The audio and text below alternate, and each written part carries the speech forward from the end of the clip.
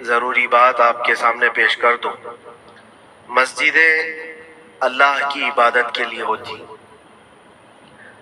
یہاں پر تعظیم کے لیے کھڑے ہونا جس وقت میں آ رہا ہوں یہ میں بالکل مناسب نہیں سمجھتا۔ اپنی اپنی جگہوں پر بیٹھے رہیں، کھڑے ہونا، بلکہ اللہ کے نبی صلی اللہ علیہ وسلم نے یہ ارشاد فرمایا، جو بندہ یہ تمنا رکھتا ہے کہ لوگ اس کے لیے کھڑے ہوں، اللہ اس کو دنیا میں اور آخرت میں ذلیل فرمائے گا۔ ہمیں یہ ہرگز تمنا نہیں ہونی چاہیے کہ ہمارے لیے لوگ کھڑے ہوں، اور اللہ کی عبادت کے لیے آئے ہیں اور ہمارا سر یہاں پر صرف اللہ کی بارگاہ میں جھکنا ہے۔ اور یہاں پر اللہ اکبر جب کہا جاتا ہے اللہ سب سے بڑا ہے، پھر کسی کی طرف توجہ نہ ہو، باہر تعظیم و تکریم، عزت و وقار سب اپنی جگہ پر، یہ اللہ کا گھر ہے اور خالص اللہ کی عبادت۔ بہرحال درود پاک پڑھ لیں۔ اللہم صلی علی سیدنا محمد معدن الجود والکرم وآلہ واصحابہ الکرام وابنہ الکریم وبارک وسلم صلاۃ دائمۃ سرمدا ابدا۔ اللہ تبارک و تعالی نے قرآن پاک میں ارشاد فرمایا کہ اللہ کی طرف بڑھنے کے لیے تم راستہ تلاش کرو اور محنت کرو، اور اللہ نے انسان کو دونوں طاقتیں دی ہیں، خیر کی بھی اور شر کی بھی، اچھائی کی اور برائی کی، دونوں کی طاقتیں اس کے اندر ہیں۔ خیر والا جو مادہ ہے اس کو اچھائیوں کی طرف لے جاتا ہے، اور شر والا مادہ اس کو برائیوں کی طرف لے جاتا ہے۔ جب یہ دونوں چیزیں انسان کے اندر موجود ہیں تو انسان کبھی نیکیوں میں غالب آ جاتا ہے اور کبھی برائیوں میں غالب آ جاتا ہے۔ یہ شروع سے معاملہ چلا آ رہا ہے، اور انہی معاملات کو لے کر انبیاء کرام علیہ السلام بندوں کی ہدایت کے لیے آتے رہے۔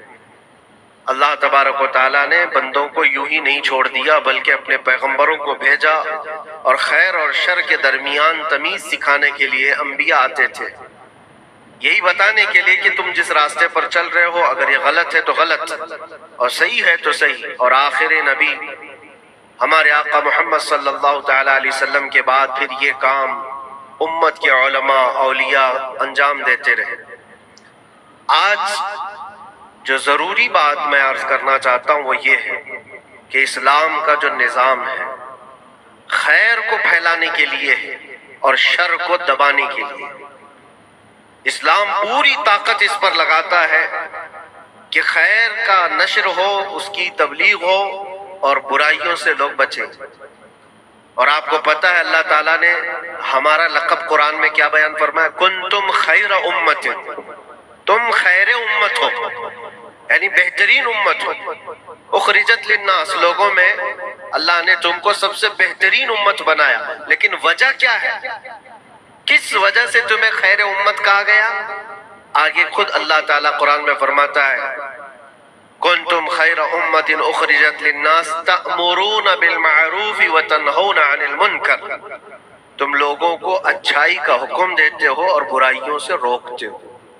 یہ ہمارا خاصہ ہے، یہ ہماری اسپیشیلٹی ہے۔ اچھائیوں کی تعلیم دینا، اس کی ترغیب دینا، اس کی تبلیغ کرنا، اس کو پھیلانا، یہ اسلام کا نظام ہے، اور برائیوں سے روکنا یہ اسلام کا نظام ہے۔ اور خیر امت ہونے کے سبب آپ کو یہ کام کرنا ہی ہوگا۔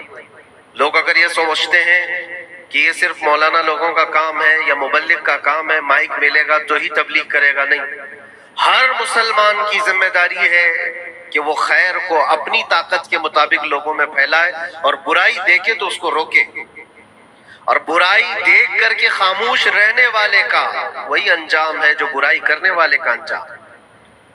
ایک حدیث میں ملتا ہے جبرائیل علیہ السلام ایک بستی پر عذاب نازل کر چکے تھے اللہ کے حکم سے۔ وہ بستی گنہگار تھی بہت، لیکن اس میں ایک نیک بندہ تھا، بہت پرہیزگار تھا، کبھی گناہ نہیں کیا تھا اس نے۔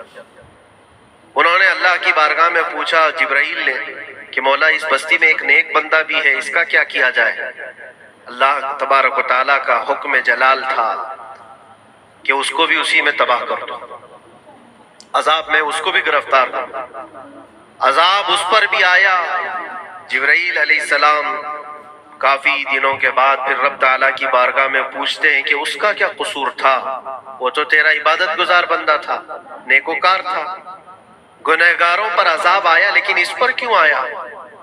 اللہ نے فرمایا وہ نیک تو تھا لیکن اس کی آنکھوں کے سامنے برائیاں ہوتی تو اس کو کچھ فرق نہیں پڑتا تھا، یہ دیکھتا اور خاموش رہ جاتا تھا۔ تو گناہ کرنے والوں کا اور برائیوں کا اڈا سجانے والوں کا جو انجام ہے وہ دیکھ کر خاموش رضامندی رکھنے والوں کا بھی وہی انجام ہے۔ اس لیے امت کی ذمہ داری ہے یہ کہ آپ اپنے ارد گرد اگر برائیاں دیکھیں اور غلط بات دیکھیں تو اس کو روکیں، اور روکنے کی آپ کے پاس جیسی طاقت ہو، زبان سے روک سکتے ہیں، زبان سے، ہاتھ سے روک سکتے ہیں، ہاتھ سے، یہ دونوں کی طاقت نہیں ہے تو دل میں برا جان کر اس جگہ سے اٹھ جاؤ۔